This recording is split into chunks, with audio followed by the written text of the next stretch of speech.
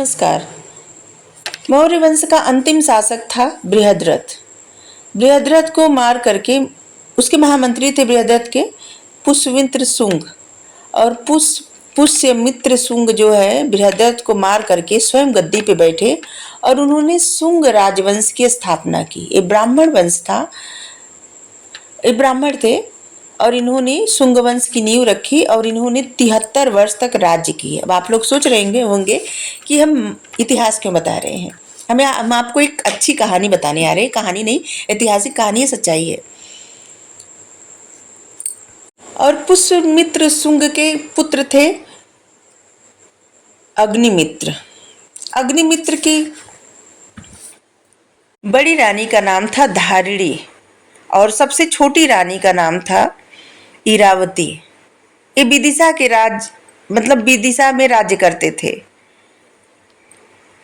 एक बार अपनी बड़ी रानी के साथ, वैसे तो इनके पास बहुत सारी रानी थी। क्या होता था, पहले जो राजा महाराजा होते थे ना, वो हर जगह दूसरे राज्य में ऐसे संबंध स्थापित करते थे, वैवाहिक संबंध स्थापित करते थे अपनी राज्य की सुरक्षा के लिए, या फिर कोई राज्य जीत लेते थे तो वहाँ के राजकुमारी के साथ विवाह कर लेते थे, रानी के साथ, राजकुमारी के साथ जो उनकी इच्छा करती थी। तो इन दो मुख्य रानी थी इनकी, एक बड़ी रानी थी धारणी और छोटी रानी थी इरावती। बड़ी रानी के साथ एक बार नृत्यशाला में गए। वहाँ पे बहुत सारी पेंटिंग बनी हुई थी और उनकी नज़र एक पेंटिंग पे जाके अटक गई। एक ऐसी पेंटिंग जहाँ पे एक बहुत ही खूबसूरत नृत्यांगना नृत्य कर रही थी और वो उनकी बड़ी रानी धारणी की दासी थी। और राजा अग्निमित्र को उस दासी से आसक्ति हो गई, उनको प्रेम हो गया और वो बहुत बेचैन रहने लगे। लेकिन उनकी रानी जो है राजा को देख के भांप गई, उनका जो मन की बातें हैं उनको समझ गई। और वो मालविका थी, दासी का नाम था मालविका। और वो मालविका को हमेशा दूर रखने का प्रयास करने लगी राजा से, देखने नहीं, बहुत दूर रखती थी, हमेशा पता नहीं चलता था राजा को कि कहाँ है, क्योंकि विदिशा का राज प्रसाद शाला जो था वहाँ पे नृत्य जहाँ पे होते थे वहाँ पे किसी को आना जाना मना था। और ये नृत्य सीख रही थी। वहाँ पे जो दो लोग नृत्य सिखाते थे, दो गुरु थे, एक थे गणदास, एक थे हरदत्त। गणदास की जो है शिष्या वो मालविका थी और वहाँ पे नृत्य सीखती थी। लेकिन बड़ी रानी हमेशा इस बात की चिंता में रहती थी कि राजा उधर न जाए। राजा प्रत्यक्ष देखे नहीं थे मालविका को, सिर्फ उनकी तस्वीर देखे थे और वो तस्वीर से उनको बहुत ज़्यादा प्रेम हो गया था। राजा के एक मित्र थे, उनका नाम था गौतम नामधारी। वो विदूषक थे। विदूषक हंसी मस्ती करने वाले लोग होते हैं, जिससे राजा के राज्य में रहते थे विदूषक, जो उनका मनोरंजन करते थे, उनके लिए हर चीज करने के लिए सब कुछ करने के लिए तत्पर रहते थे। एक दिन राजा अपने मन की बात गौतम से कहे मित्र गौतम, हम बहुत परेशान हैं, हम एक बार उनको देखना चाहते हैं, मालविका को। तो गौतम हर चीज का जैसे ना उनके पास हल होता था और उन्होंने हल निकाला कि ठीक है हम आपको दिखा देते हैं। तो कहते नहीं, बड़ी रानी जो है बहुत पहरा लगवाई है और कैसे आप वहाँ तक जा ही नहीं पाएंगे, कैसे दिखाएंगे। तो कहते हैं सब हम पर छोड़ दीजिए। और वो क्या करते हैं गौतम नामधारी कि वो जाके गणदास और हरदत्त में दोनों लोग में झगड़ा लगा देते हैं।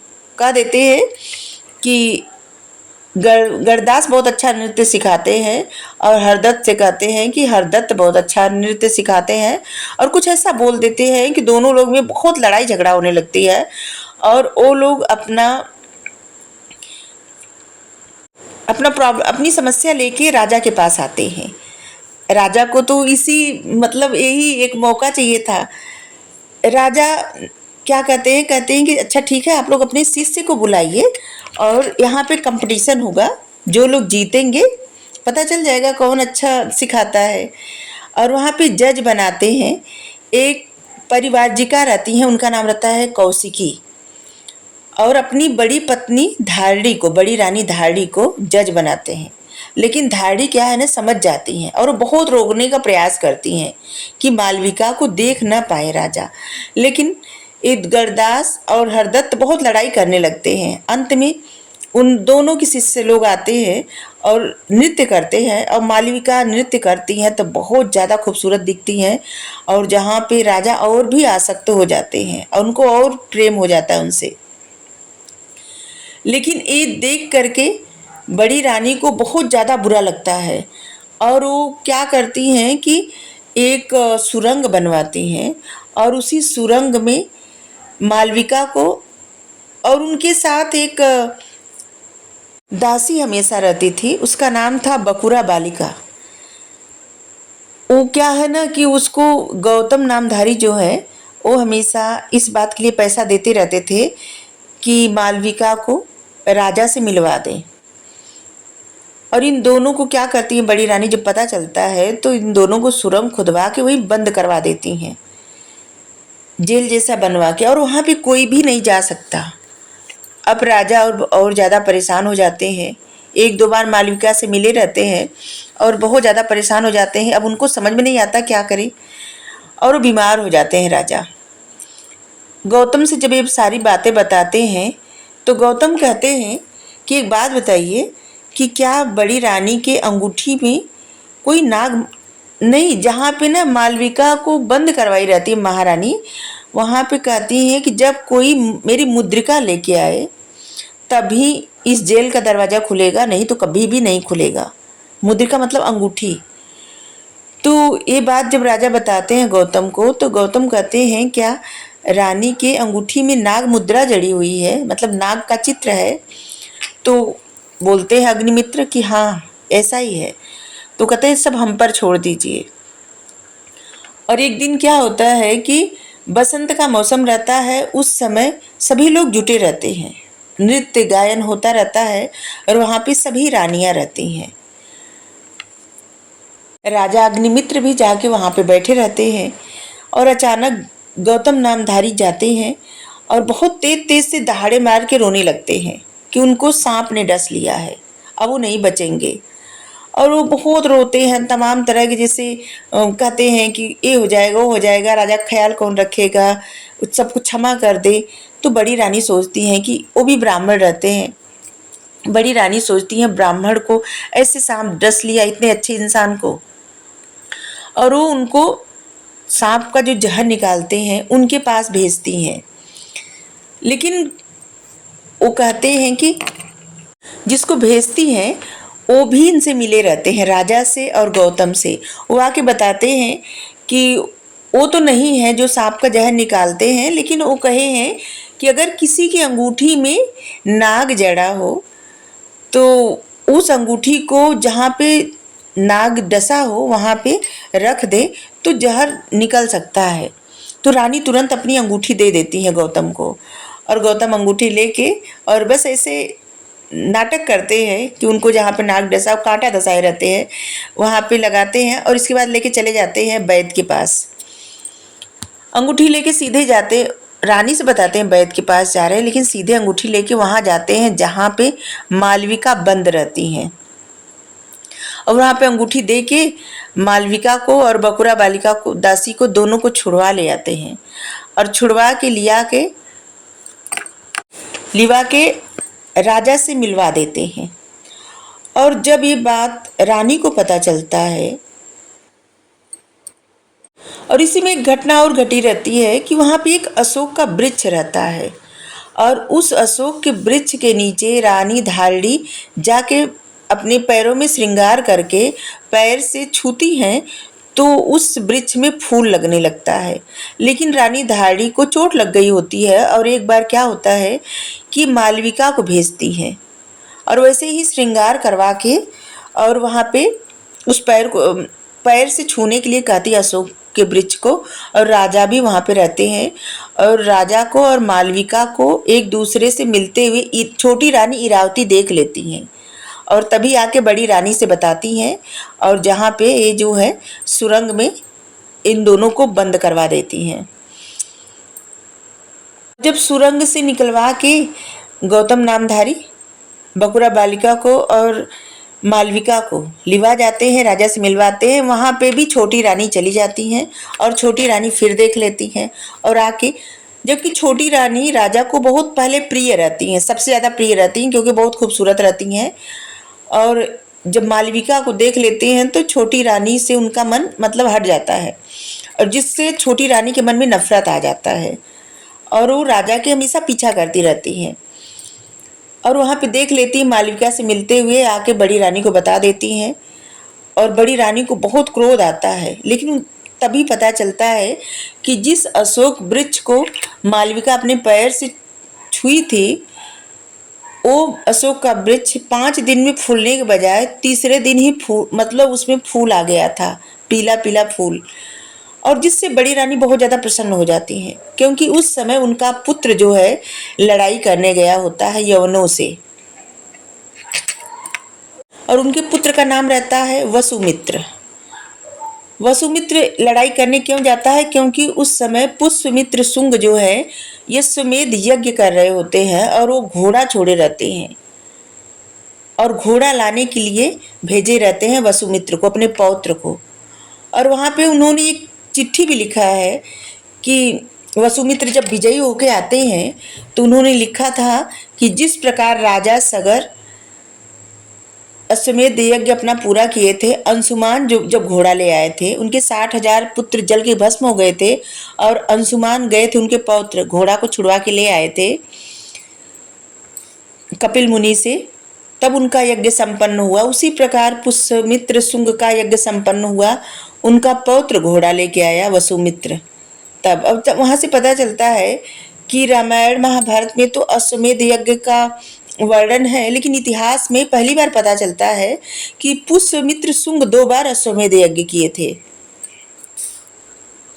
अब रानी जो है, बड़ी रानी, जब पता चल जाता है तो बड़ी रानी मालविका को लेके आती है वहां पे अशोक के वृक्ष के नीचे, और वहां पे सबको बुलाती हैं।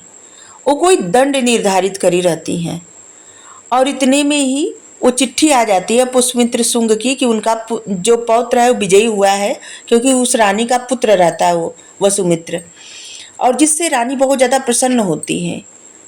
और वहीं पे पता चलता है कि जो मालविका है वो दासी नहीं है,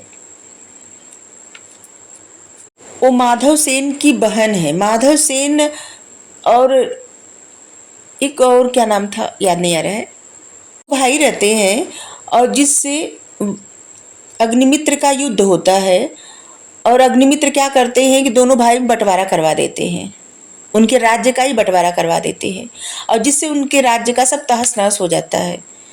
और माधव सेन अपनी बहन को लेके आ रहे होते हैं वसुमित्र से विवाह करने के लिए, अग्निमित्र से विवाह करने के लिए, और जहाँ पे उनकी मृत्यु हो जाती है रास्ते में, कुछ लोग मार डालते हैं उनको, और फिर उनकी बहन दासी बन जाती है,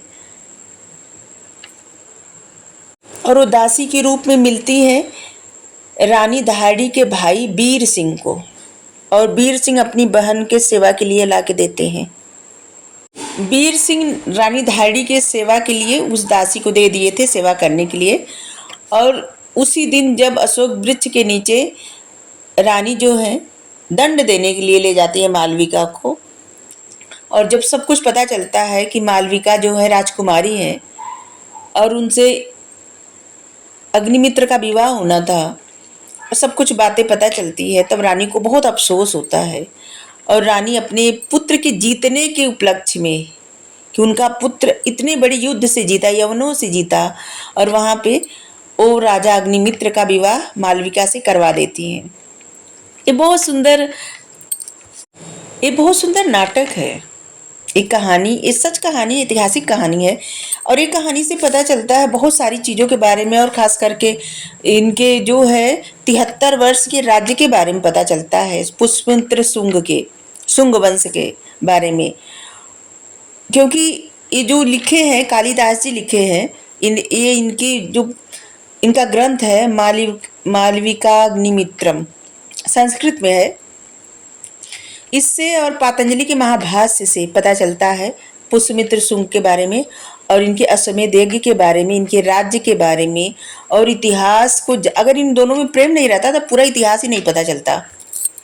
इतिहास के बारे में पता चला इनके प्रेम की वजह से, तभी तो कालिदास जी लिखे कि इन्होंने, तब इन पता चलता है कि 2 बार अश्वमेध यज्ञ किया। अश्वमेध यज्ञ कोई छोटी सी बात नहीं होती, ये बहुत बड़ी बात रहती है। वैसे तो इन्होंने शासन किया था, शुंग वंश शासन किए थे 112 वर्ष तक, लेकिन 112 वर्ष तक क्यों नहीं कहे, क्योंकि पूरे एक छत्र राज्य पे 73 वर्ष तक शासन किए थे। इसके बाद फिर इनके राज्य में से कई राज्य से थे जो इनके वंशज थे वो हार गए थे, तो इसीलिए वैसे 112 वर्ष तक शासन किए थे। और अजीब बात यह है कि इस कर्मा का भी पता चलता है, कर्म का, कि जिस तरह से पुष्यमित्र शुंग बृहद्रथ का वध किए थे, क्योंकि उनके महामंत्री थे बृहद्रथ के, मौर्य वंश के अंतिम शासक थे बृहद्रथ, और उसी प्रकार जो शुंग वंश के अंतिम शासक थे देवभूति, इनका वध उन्हीं का मंत्री महामंत्री वसुदेव ने किया था, एकदम उसी प्रकार। और उस इनको मार करके शुंग वंश को खत्म कर करके कर्ण वंश की नींव रखी। और यहाँ पे कर्म भी पता चलता है कि जैसे जो करता है उसको जरूर मिलता है, और 112 वर्ष बाद वो सजा मिले। तो आज के लिए इतना ही। Thank you so much. Radhe Radhe.